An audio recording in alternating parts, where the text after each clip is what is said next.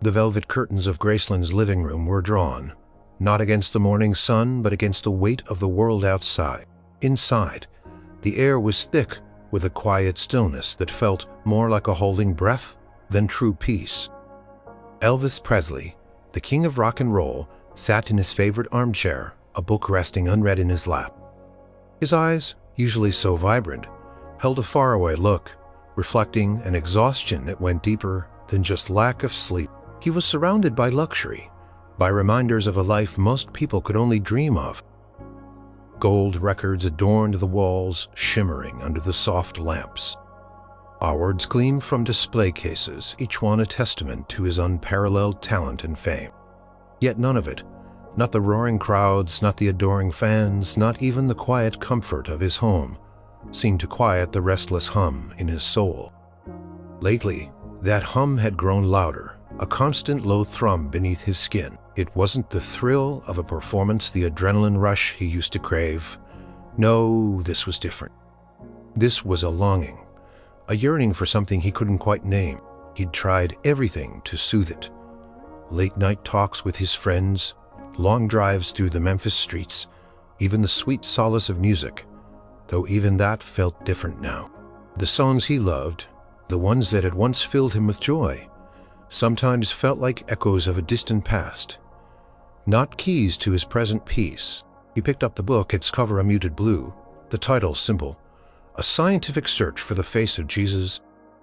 It wasn't a book about music or show business or anything that would typically grab the attention of the man who had electrified the world with his hips and his voice. He'd found it almost by accident, tucked away on a shelf of his vast library, a gift from someone he couldn't quite remember. For weeks it had sat there, gathering dust. But one sleepless night, wandering the silent halls of Graceland, it had called to him. Thumbed through the pages, feeling the crisp paper beneath his calloused fingers. He wasn't a stranger to spiritual books. His personal library was filled with them. Books on philosophy, religion, Eastern mysticism, anything that promised a glimpse behind the curtain of ordinary life. He'd always been a seeker. Ever since he was a young boy singing gospel in church, feeling that powerful connection to something larger than himself. But somewhere along the way, the noise of fame had made that connection harder to hear. "You all right there, E?" Red West, one of his oldest friends, and a member of his close-knit Memphis Mafia, poked his head into the living room. Red, with his always watchful eyes, could read Elvis like an open book. Elvis sighed, a sound that carried the weight of unspoken worries. "Yeah, Red, just thinking." Red nodded, understanding. He knew Elvis's moods. He knew the king wasn't always the carefree matic star the world saw. There was a depth, a sensitivity, a loneliness that few understood. "That one of your new mind-expanding books," Red gestured to the book. Elvis managed a small smile. "Could be. You ever wonder about, well, everything. Only every day E comes with the territory, I guess, when you're trying to figure out why the world's gone crazy." Elvis nodded slowly. "Not just the world, Red, it's me. I feel like I'm searching for something, but I don't know what it is. Like there's a piece missing, you know?" Red pulled up a chair and sat opposite him. "Yeah, I know you got everything a man could want, but sometimes that ain't enough." "Is it? You've always been a deep thinker, deeper than folks give you credit for." Elvis appreciated Red's honesty. Most people just wanted to bask in his glow, or ask him for favors. Red saw him, truly saw him, just as feeling. "Like I'm at a crossroads. I've done so much, achieved so much, but what's it all for? What's the point if you don't feel complete?" He trailed off, looking at the book again. The book wasn't just about the physical image of Jesus. It was about the Shroud of Turin, a controversial public believed by some to bear the imprint of Christ's face. It was about science meeting faith, about evidence meeting belief. It was about proving something that many held as sacred truth, through a lens of logic and reason. For Elvis, a man who lived in a world of illusion and manufactured reality, the idea of finding tangible proof for something as profound as faith was compelling. He opened the book to the first page, his fingers tracing the dedication to those who seek truth wherever it may lead. A small flicker of curiosity, then hope, ignited within him. Maybe this was it. Maybe this strange, unassuming book held a clue to the peace he so desperately craved. Maybe, just maybe, the answers weren't out there in the screaming crowds or the bright lights, but within the quiet pages of a book, in the scientific search for a face that had inspired billions. He took a deep breath, the first truly deep breath he'd taken all day, and began to read. The search for him had just begun. He didn't know then that this particular book would be the last one he ever picked up, or how deeply its words would resonate with his lifelong quest for something beyond the superficial. All he knew was the gentle pull of its pages, promising a journey he felt compelled to take. Elvis read for hours, the morning sunlight slowly filtering through the drawn curtains, illuminating dust motes dancing in the quiet room. The book, a scientific search for the face of Jesus, wasn't a dry academic text as he might have expected. Instead, it felt like a detective story, unraveling clues, examining evidence, and building a case for something both ancient and profoundly personal. The author, Franco Adams, presented his findings with a blend of meticulous detail and heartfelt conviction. The focus was the Shroud of Turin, a linen cloth believed by many to be the burial cloth of Jesus, bearing the faint ghostly image of a crucified man. Elvis, a man who lived in the realm of images and larger-than-life representations, found himself captivated by the idea of an image that was not painted, not sculpted, but somehow impressed by a divine touch. The book explained the science, the carbon dating tests, the microscopic analysis of pollen grains found on the cloth, the study of the bloodstains, even the way the image seemed to be a photographic negative long before photography existed. He learned about the intense scrutiny the shroud had undergone, the skepticism, the debates between scientists and theologians, but the author didn't shy away from the questions. In fact, he embraced them, arguing that true faith wasn't fragile, but robust enough to withstand scientific inquiry. What fascinated Elvis most was the concept that something so spiritual could have a tangible, almost provable presence. He'd always believed in God, in a higher power, but his faith had often felt like a leap into the unknown, a comfort he clung to in moments of doubt. This book suggested a bridge between the unseen and the seen, a point where belief intersected with verifiable fact. "It's not just a story," Elvis murmured aloud, turning a page filled with detailed diagrams of the shroud. "It's evidence." He remembered his grandmother, Minnie May, often speaking of the Bible as the good book, the undeniable truth. But even then, as a boy, he'd wondered about how to reconcile the miracles with the everyday world he lived in. This book, in its own way, was attempting to do something similar, to bridge the gap between ancient texts and modern understanding. It spoke of a deeper reality, one that wasn't just about belief, but about discovery. One passage particularly struck him. The author wrote about the imprint left on the shroud, not just a surface image, but a three-dimensional impression, suggesting a body that emitted an energy at the moment of resurrection. If the shroud is indeed the burial cloth of Christ, then it represents not just a historical relic, but a scientific anomaly, a direct testimony to an event that defies our conventional understanding, defied her.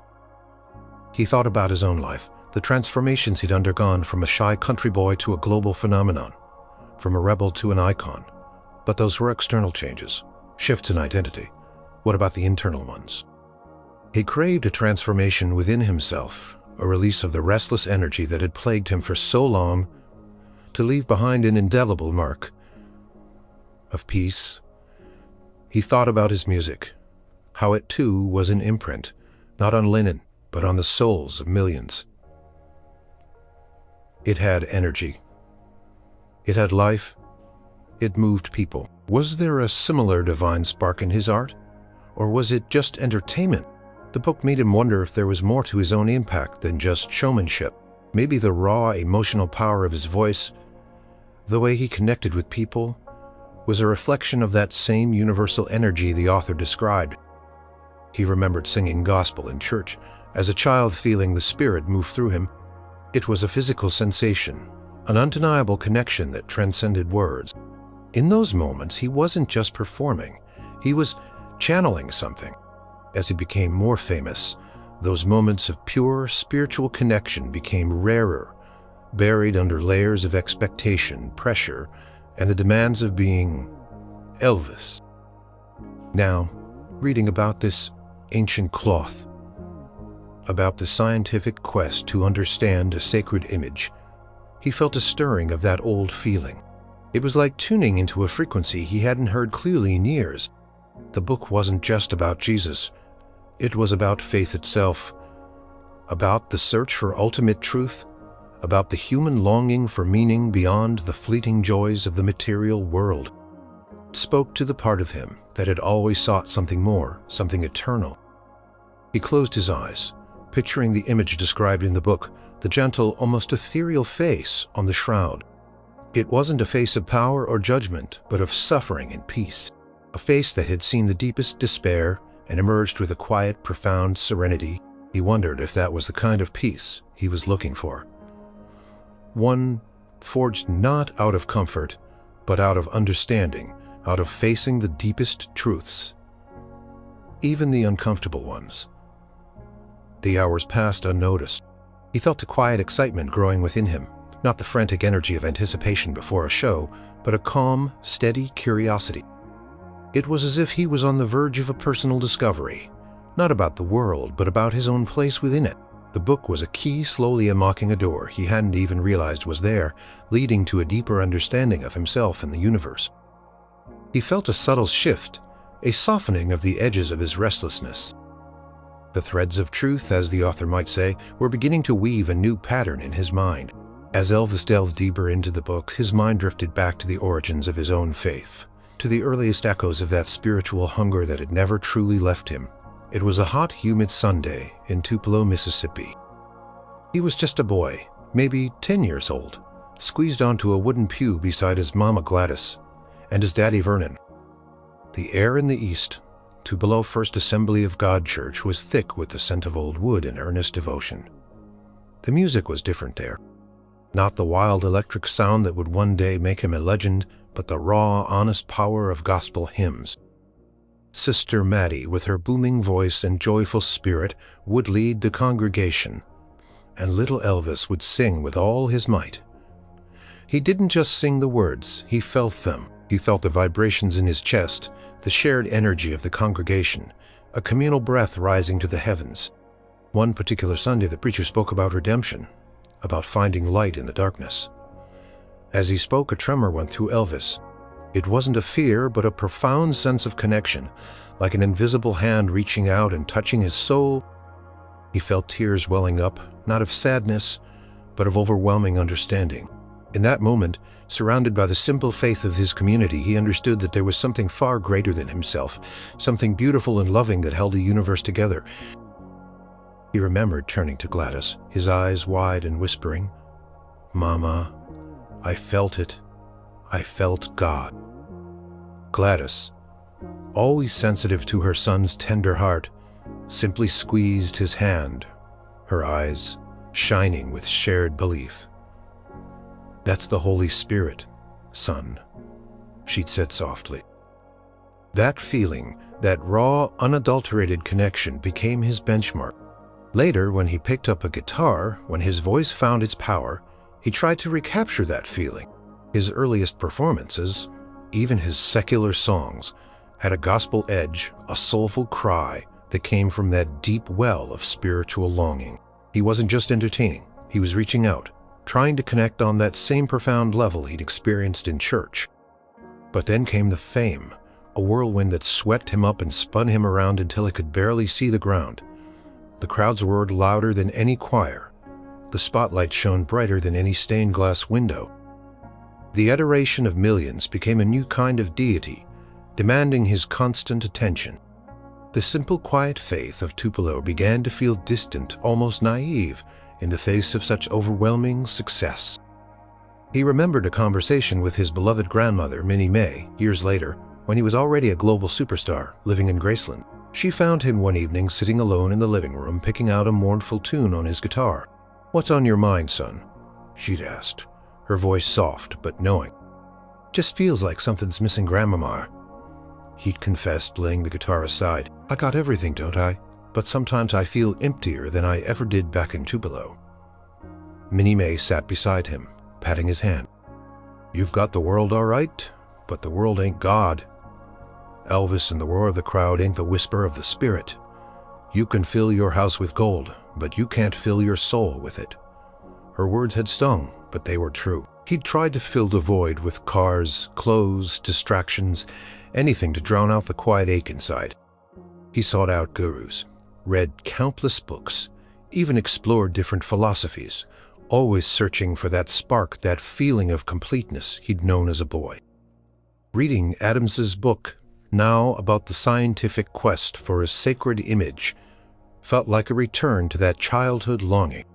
It wasn't about converting to a new belief system or abandoning his roots. It was about reconciling his faith with his intellect, finding a way for the spiritual to exist within the tangible. The book presented an image of Jesus that wasn't just a figure from a story, but a being whose presence could be scientifically examined, whose impact was so profound it left an actual imprint. This idea resonated deeply with the young Elvis, who had felt God's presence as a tangible force in the small church.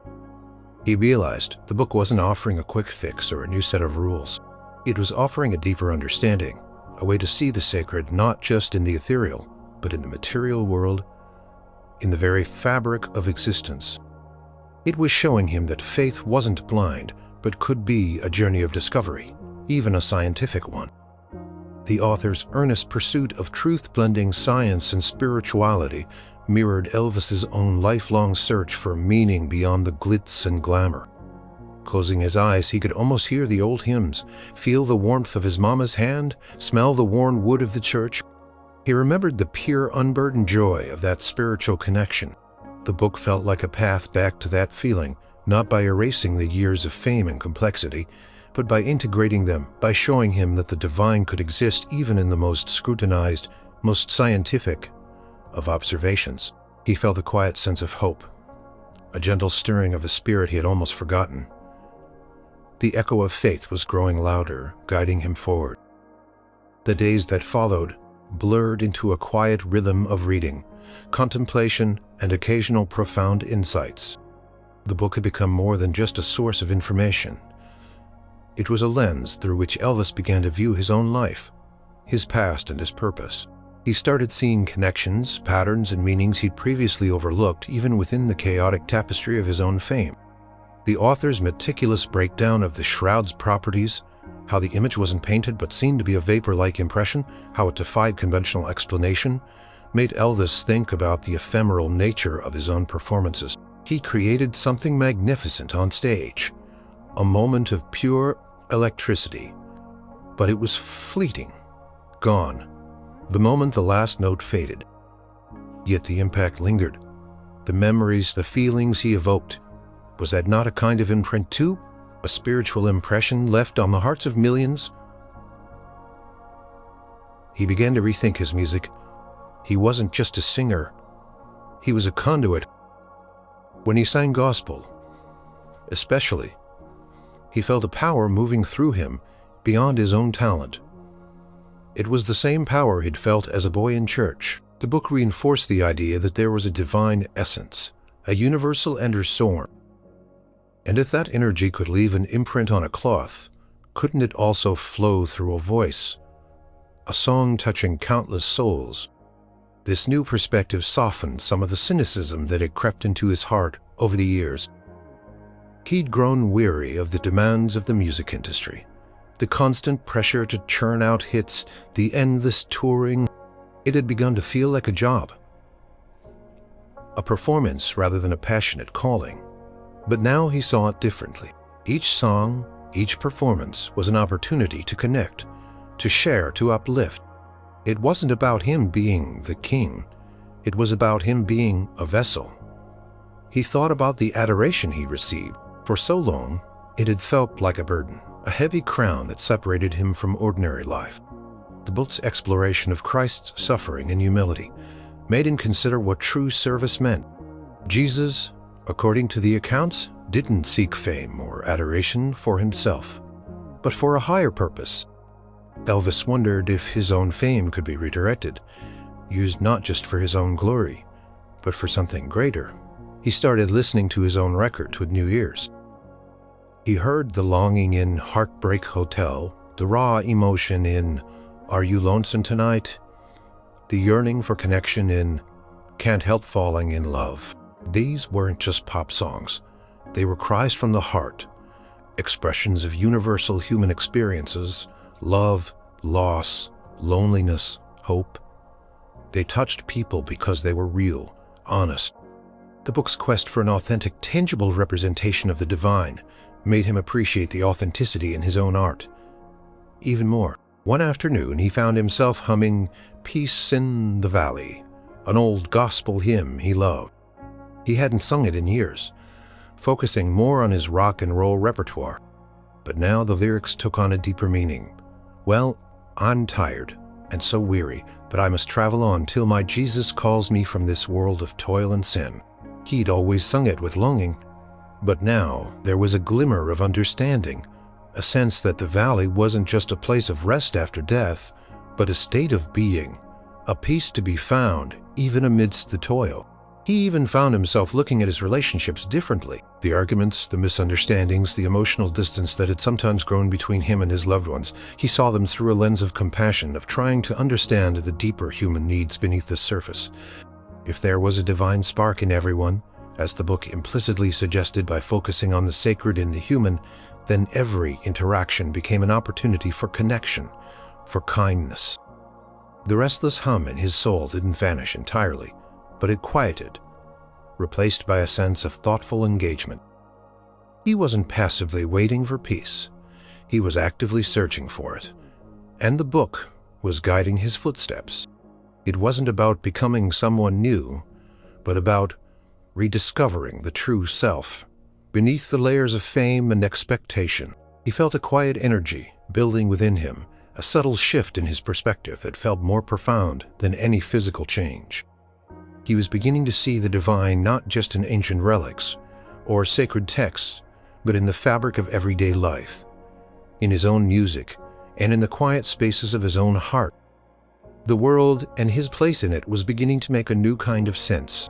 The quiet insights Elvis was gaining from the book were too profound to keep to himself. He needed to talk to someone who would understand, or at least listen, with an open mind. His mind went to Lisa, Marie, his precious daughter. She was young but surprisingly perceptive. Then he considered Priscilla, his ex-wife, with whom he shared a unique bond, despite their divorce. She too had always been a seeker. But for the initial conversation, for truly wrestling with these grand ideas, he knew who he needed: his spiritual advisor, Reverend Robert Schuller, or perhaps a close friend who understood his deeper longings. He decided on Charlie Hodge, his longtime friend, fellow musician, and often his confidant. Charlie lived at Graceland, was always around, and possessed a quiet understanding, a genuine warmth that made him easy to talk to.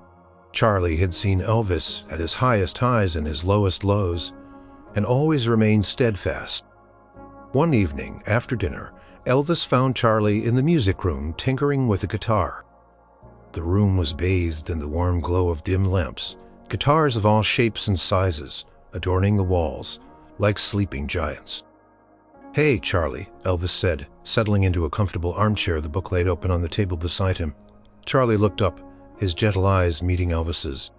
"Hey, everything all right? You've been awful quiet lately. Almost peaceful." He winked.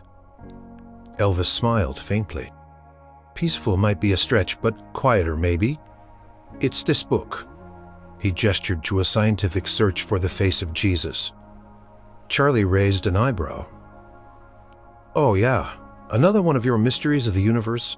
He knew Elvis's fascination with spiritual and philosophical texts. "Yeah, but this one's different, Charlie," Elvis began, leaning forward, his voice low with earnestness. It's about the Shroud of Turin, you know. The cloth, they say, wrapped Jesus. But it's not just about believing it's true. It's about how science, real science, points to something extraordinary. Like, the image on it isn't painted. It's some kind of impression, a photographic negative. Thousands of years before cameras. Charlie put down his guitar, giving Elvis his full attention. No kidding, that's wild. Wild doesn't even cover it, Elvis continued, his words coming faster, now fueled by his excitement. The author, Adams, he talks about it like it's a resurrection event, a burst of energy that left this mark, and it made me think, Charlie, about meaning. He paused, gathering his thoughts. Charlie nodded slowly, absorbing it all. So it's making faith tangible for you.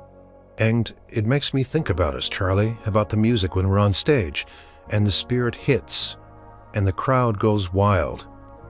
And you feel that connection? Ain't that a kind of energy? Charlie's energy, a moment that defies explanation. Charlie's eyes lit up.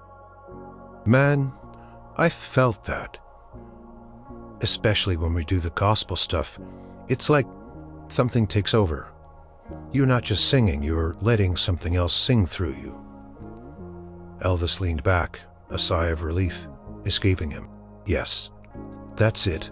And for so long, I've just felt empty, you know, like I've lost that feeling. And this book, it's like it's reminding me that it's not gone, it's just hidden. Underneath all the lights, the cameras, the pressure. He picked up the book, running his thumb over the cover. The author talks about truth, how its widths are uncomfortable. And for me, this truth, this idea that there's scientific evidence for the divine, it's not uncomfortable, it's freeing.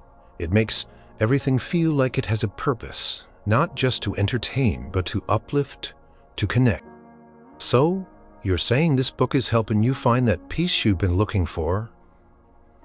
Elvis looked at Charlie, a rare vulnerability in his eyes. I think so, Charlie. I really think so. It's not like all my problems are gone. No, but the restless feeling inside, it's not screaming anymore.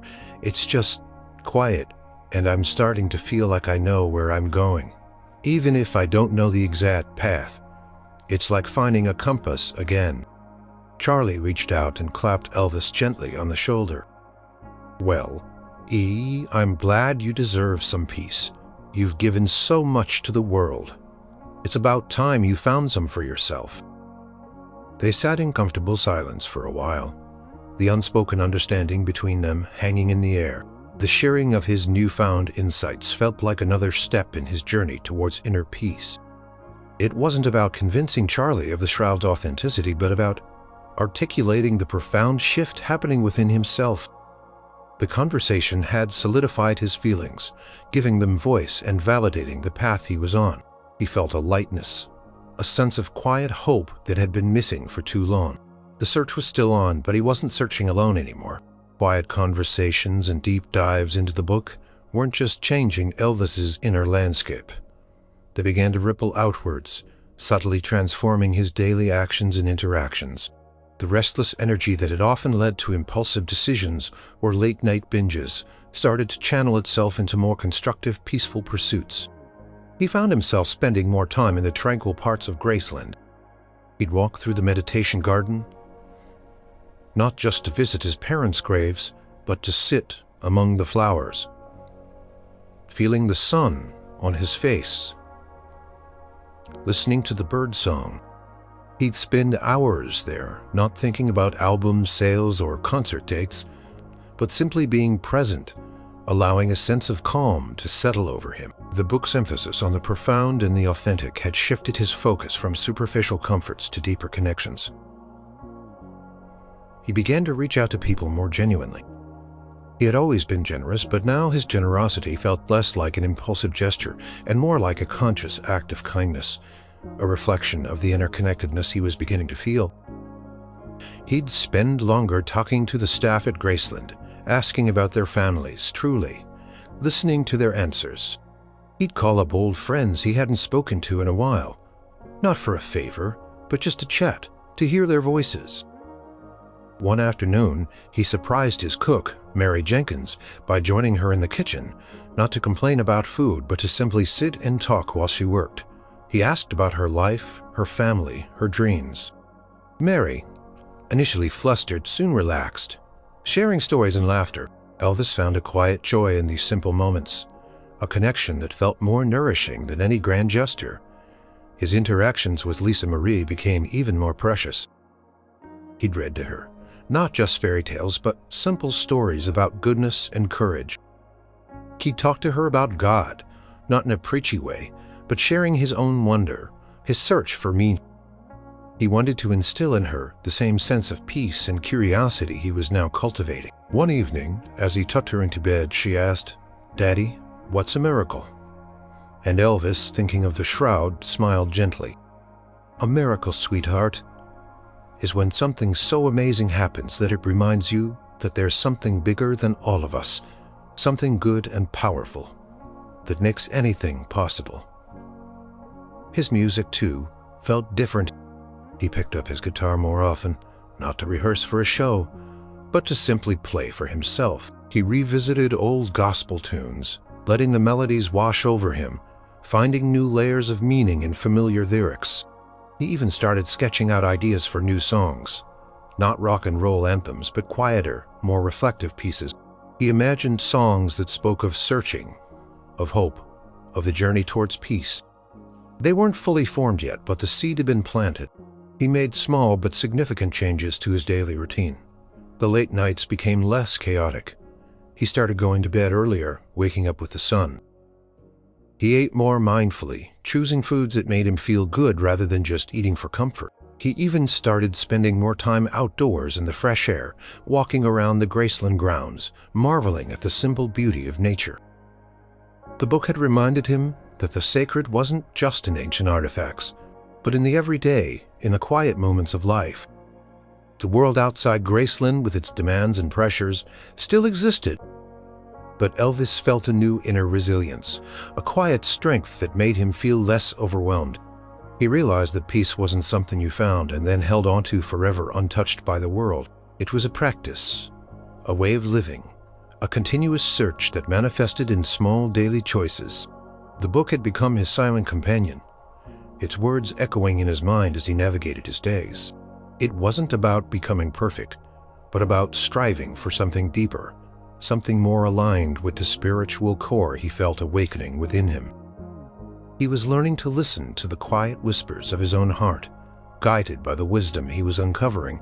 He was learning to live, even in the midst of his extraordinary life, with a greater sense of purpose and a profound budding peace the king was slowly, gently transforming.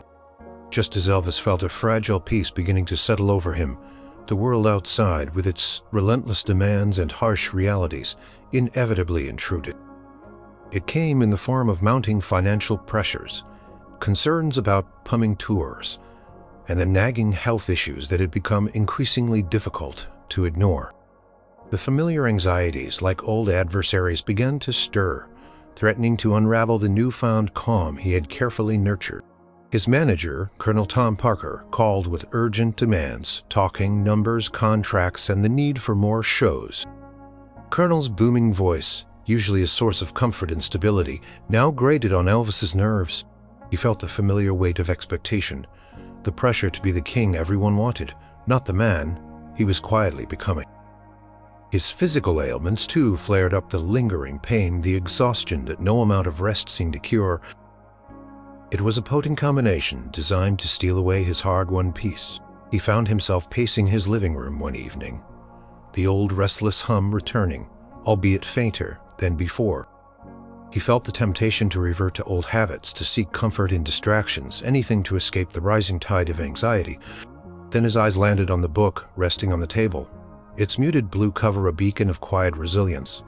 He picked it up, flipping to a random page. His gaze fell on a passage discussing the enduring nature of truth, how it withstands the test of time and scrutiny, much like the image on the shroud itself. Truth, like a river, will always find its way carving through stone. If necessary, it may be obscured by doubt or challenged by opposition, but its essence remains patiently waiting to be rediscovered. Elvis paused. He wasn't a shroud, of course, but the principle resonated deeply. His own truth, his search for peace, was like that river. Pressures and anxieties were the stones trying to block its flow. But the essence of his quest, the core of his being, was still there, waiting. Closed his eyes and took a deep breath, consciously trying to apply the lessons he was learning.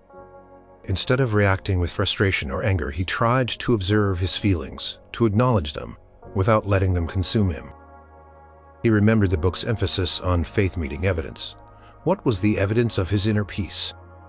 The quiet moments in the garden, the genuine conversations with Charlie, the newfound joy in simple acts of kindness, these were his truths, his evidence that peace was possible. He decided to confront the challenges not with avoidance, but with a different spirit. The next morning, when the colonel called again, Elvis listened patiently. Instead of immediately agreeing to more grueling schedules, he calmly articulated his needs, his desire for a pace that allowed for rest, for reflection, for family. It was a small act of defiance, but it felt monumental to him. He wasn't aggressive, just firm, asserting his boundaries for the first time in a long time. He also started to take a more active role in managing his health, seeking out new advice, trying new approaches. It wasn't about finding a magic cure, but about being proactive, taking responsibility, and treating his body with the respect it deserved. The book had, in its own way, emphasized the preciousness of life, the sanctity of the human form, even if the context was the image on the shroud. The challenges didn't disappear overnight. The world of Elvis Presley was too vast, too complex for simple solutions, but his internal response had changed. He wasn't a victim of circumstance. He was an active participant in his own well-being. He found moments of peace, even amidst the chaos. He'd retreat to his music room, pick up his guitar, and instead of lamenting his troubles, he'd play a quiet melody, a gospel tune, letting the notes soothe his spirit. The test of the spirit wasn't about overcoming external obstacles effortlessly, but about maintaining an inner calm, a faith in his own search, even when the storms raged. It was about applying the principles of his quiet discovery to the noisy reality of his life.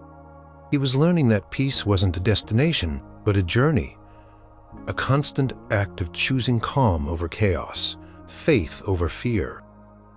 And the book, with its unwavering search for truth, was his quiet anchor in the stormy seas. He realized that this struggle, this push and pull between the world and his soul, was part of the journey towards true, enduring peace. The insights gained from the book and the quiet strength Elvis found in navigating his challenges naturally led him to reflect on his legacy. For decades, his legacy had been defined by roaring crowds, iconic songs, and groundbreaking performances. He was the king, a cultural phenomenon. Now, with a deeper understanding of his own spiritual journey, he began to see his legacy, not just in terms of music and fame, but as something far more profound, a legacy of the soul. He thought about the millions of people his music had touched. For so long, he'd worried if he was doing enough, if he was living up to the monumental expectations placed upon him. The book, with its exploration of a Gadding imprint, made him consider the kind of impression he wanted to leave behind. Was it just the memory of a spectacular showman, or something more enduring? He began to feel a deeper sense of responsibility, not as a burden, but as a privilege. His voice, his presence, had the power to move people, to evoke emotions, to inspire. Could he use that power to share something more than just entertainment? Could he, in his own way, be a conduit for hope, for connection, for that intangible feeling of peace he was so desperately seeking himself? He recalled a conversation with a young fan years ago, a boy who had told him that his song, "Bridge Over Troubled Water," had helped him through a difficult time. At the time, Elvis had been touched, but perhaps hadn't fully grasped the weight of that impact now. He understood. His music wasn't just noise.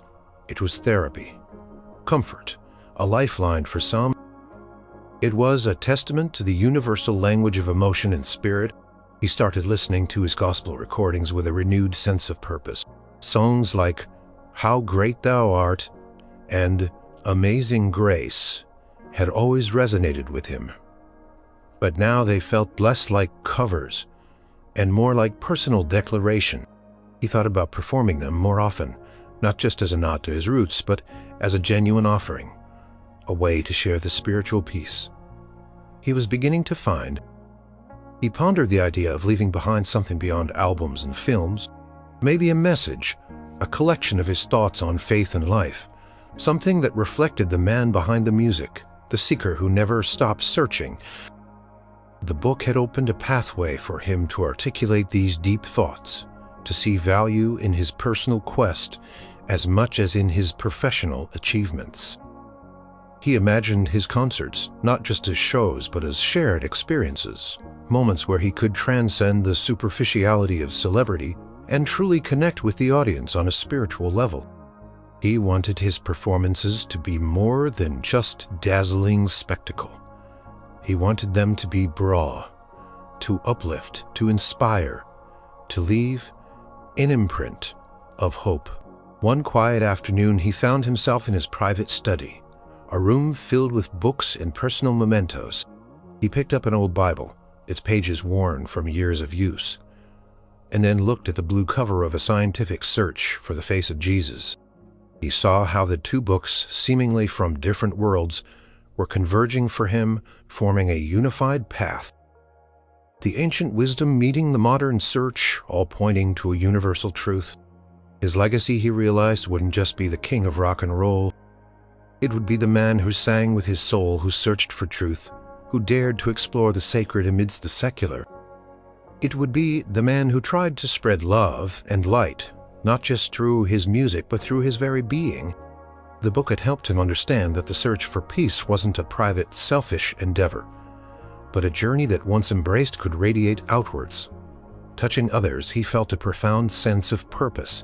He wasn't just performing for fame or money anymore. He was performing because his music was a gift, a connection, a way to share the deepest parts of himself, the parts that sought truth, beauty, and peace.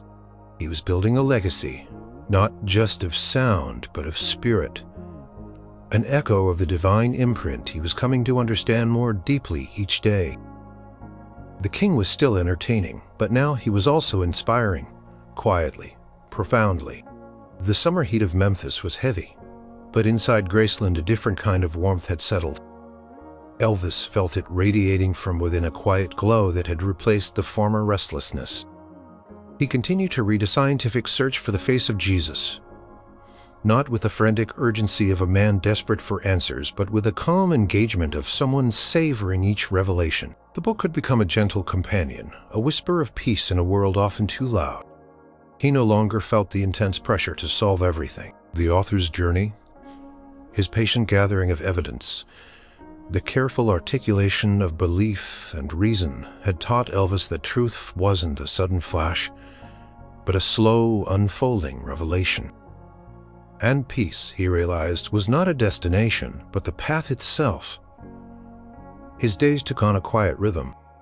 Mornings were for reflection, reading, and often simple walks in the meditation garden.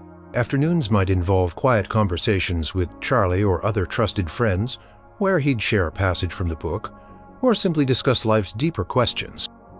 Evenings, he'd often retreat to his music room, not to record, but to play, letting his fingers wander over the keys of the piano or the strings of his guitar, finding melodies that mirrored the calm in his soul. He still sang, of course, but it was often gospel or gentle ballads sung for himself, for the joy of it. He spent more time with Lisa Marie, cherishing every moment, imparting lessons of kindness, curiosity, and faith, not through lectures, but through his own quiet example. He'd tell her stories, holding her close, feeling in profound love that grounded him. His relationships with those around him deepened. He felt less isolated, more connected, seeing a spark of the divine in every person, a truth that the book had helped illuminate for him. His physical health remained a struggle, a stark reminder of the body's limitations. But even in the face of discomfort, there was a new acceptance. He wasn't fighting his body, he was listening to it, treating it with more care and understanding. The suffering on the shroud, depicted so starkly in the book, had deepened his compassion for all human experience, including his own. It wasn't about avoiding pain, but about finding meaning within it. There were moments of profound peace, like finding a still pool in a rushing river. One afternoon he sat on the steps of the meditation garden, the summer sun warm on his face, a light breeze rustling the leaves. He wasn't thinking about anything specific, just feeling the quiet presence of everything around him. He felt connected to the earth, to the sky, to the spirit he'd been seeking for so long. It wasn't a dramatic epiphany, but a gentle, pervasive sense of belonging. A deep knowing that he was exactly where he was meant to be. The book lying open beside him felt less like a quest and more like a confirmation. The scientific search for the face of Jesus wasn't just about validating a historical figure. It was about validating the human soul's eternal search for meaning, for truth, for connection. Elvis realized that the face he had been searching for in the pages of the book and in the spiritual realm was, in a way, also a reflection of his own true self, his own inner peace. He understood now that peace wasn't an escape from the world, but a way to be in the world, fully present, fully alive, despite its imperfections. He had found it not in fame or fortune, but in the quiet moments of reflection. In genuine connection, in the constant, unwavering search for truth that the book had so powerfully modeled. The final pages of the book offered a hopeful conclusion, a testament to the enduring power of faith and the mysteries that transcend human understanding. Elvis closed the book, feeling a sense of quiet fulfillment. His search for peace had not ended with a sudden revelation, but with a gradual, profound acceptance. He felt a deep sense of calm, a readiness for whatever lay ahead. The restless king had found his quiet kingdom not in a spotlight, but within himself. His journey was culminating in a gentle, profound peace, a harmony between his spirit and the world around him. He felt complete finally. The last pages of the scientific search for the face of Jesus lay closed on the bedside table. For Elvis, it wasn't just a book about an ancient Bacchid. It was a roadmap to a peace he had sought his entire life. The restlessness was gone, replaced by a quiet, profound serenity that settled over him like a gentle blanket. In the final hours of his life, Elvis wasn't consumed by fear or regret. He wasn't desperately clinging to the fleeting moments of fame. Instead, he was in a state of quiet contemplation, a peaceful culmination of his lifelong spiritual journey. The words of the book, the scientific search for truth, had resonated deeply with his own innate curiosity and his unwavering faith. He had found his bridge between the tangible and the divine, between the seen and the unseen. He had learned that true peace wasn't the absence of trouble, but the presence of inner calm in the face of it. It wasn't about escaping the world, but about finding meaning and connection within it. He had rediscovered the pure, unburdened joy of faith, not as a blind belief, but as a reasoned pursuit of the deepest truths. The image of the face on the shroud, as described in the book, became for him a symbol, not just of Jesus, but of the universal human longing for understanding, for compassion, for transformation. It was a reminder that beneath the surface there was a profound and sacred truth waiting to be uncovered, a truth that connected all beings. And he, Elvis Presley, the boy from Tupelo who became a king, had found his own version of that truth. His legacy, he now knew, wouldn't just be the dazzling performances and hit records. It would be the echo of a soul that sang with unparalleled passion, not just for entertainment, but to connect, to uplift, to share, a piece of the divine he felt moving through him. His music, especially his gospel, had always been a testament to his spiritual depth. Now it felt like a conscious offering, a hymn to the peace he'd finally found. Though his physical body was weary, his spirit was vibrant, alive with understanding and acceptance. The constant search for something more, that elusive peace he felt missing, had come to a gentle rest. He had found his completion, not in external achievements, but in the quiet depths of his own heart, guided by the very words he had been reading. The story of Elvis Presley, the king of rock and roll, often ends with the tragedy of his passing, but for those who knew him best, and for those who understand the profound journey he undertook, his story ends not in sorrow, but in a quiet triumph of the spirit. He wasn't just a musician, he was a seeker. He wasn't just a performer, he was a conduit. And in the end, he wasn't just a man who died, he was a soul who found peace. His music continues to live on, a vibrant testament to his talent and his enduring appeal. But for those who listen closely, beyond the catchy melodies and the iconic swagger, there is another sound. The quiet hum of a soul at peace, the gentle echo of a profound spiritual journey completed. The book he was reading, with its scientific search for the face of Jesus, says everything about his search for peace, because it speaks to the very core of his being. A relentless, heartfelt quest for truth, beauty, and ultimate harmony. And in his final moments, he found it not in the roar of the crowd, but in the quiet whispers of his own heart. A peace that was finally his own. His spirit lives on, an unending harmony forever.